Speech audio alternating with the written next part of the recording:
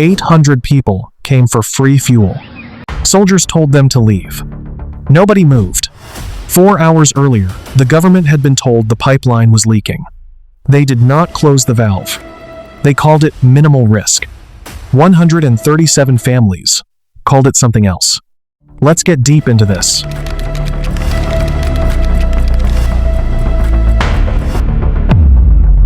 On the 18th of January 2019, a pipeline carrying gasoline exploded in a field in Tlahuelilpan, Mexico. 137 people died. Most of them burned to ash where they stood, but they were not innocent bystanders. They were there to steal the gasoline, and the question that investigators, government officials, and the families of the dead would spend the months that followed trying to answer was not simply who caused the explosion. It was how a country had reached the point where 800 ordinary people would stand in a field around a geyser of burning fuel, with soldiers 50 feet away telling them to leave and not move. To understand what happened in that field on January 18th, you have to go back almost a decade. And you have to understand one word: Huachicoleros. In Mexico, Huachicoleros are fuel thieves, not individuals, not opportunists with a drill and a hose. Organized networks, connected to cartels, operating across entire states. By 2018, the year before the explosion, fuel thieves had illegally tapped Mexico's pipeline network 12,581 times in a single year. That number is not a typo. 12,581 illegal taps in 12 months. Across a country whose state oil company, Pemex, was losing an estimated $3.5 billion to theft every year. And Hidalgo State, where Tlahuelilpan sits, was the single worst region in the entire country. In Hidalgo alone, thieves had drilled 2,121 illegal taps in 2018. The pipeline that ran through Tlahuelilpan, the Tuxpan-Tula line, had been attacked 10 times in that small district alone. 10 times.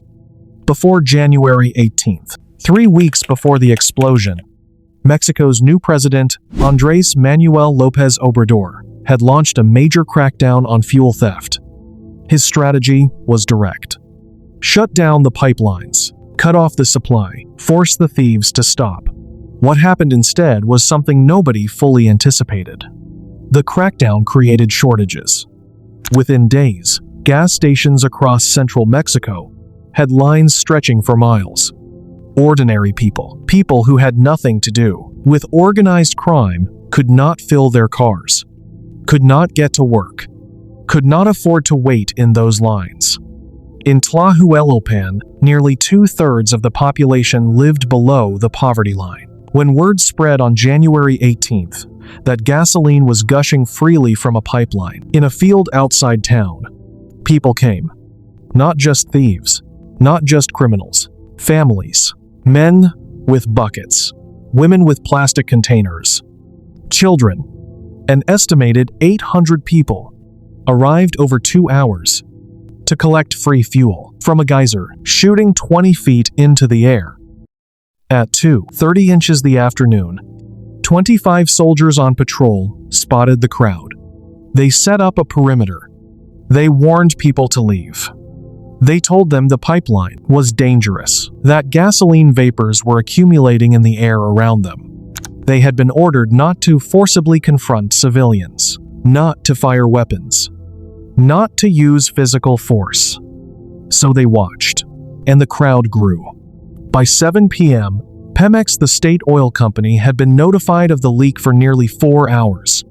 They had been told by the military at 4 p.m. that hundreds of people were standing around the pipeline. Their assessment of the situation: minimal risk. They did not shut the valve. At 7:10 p.m., the gasoline ignited. Nobody knows exactly how. The leading theory from Mexican investigators was static electricity from the synthetic clothing of the people standing closest to the geyser. 1 second, 800 people were filling buckets in a field. The next, A fireball. A witness named Fernando Garcia, 47 years old, told reporters the next morning, "I went just to see what was happening. And then the explosion happened. I rushed to help people. I had to claw through pieces of people who had already been burned to bits." A local journalist named Veronica Jimenez told Reuters, "Some people's skin came off. It was very ugly, horrible. People screamed and cried." One survivor, a man named Gerardo Perez, had gone to the site with his son. As they neared the pipeline, he said he was overcome with a sense of dread. He told his son, "Let's go. This thing is going to explode." And it did. He and his son got out. Most of the 800 people there did not have that moment of clarity. The forensic teams who arrived that night, and through the following day, described a scene that the lead investigator would later call unlike anything he had seen. Bodies had fallen in heaps, some on their backs, arms stretched outward. Some appeared to have covered their chests in a final instinct of protection. A few corpses seemed to embrace each other in death. Dozens were burned to the bone, some reduced entirely to ash. Lost shoes were scattered across a space the size of a football field. Closer to the explosion, forensic workers marked mounds of ash with numbers. Not bodies, mounds. The final confirmed death toll, 137 people, at least another 74, were hospitalized with severe burns.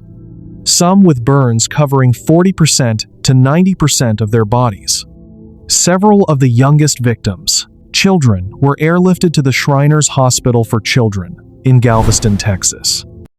In the days that followed, 3 investigations ran simultaneously. Mexico's Attorney General opened a criminal inquiry, including into possible negligence by government authorities.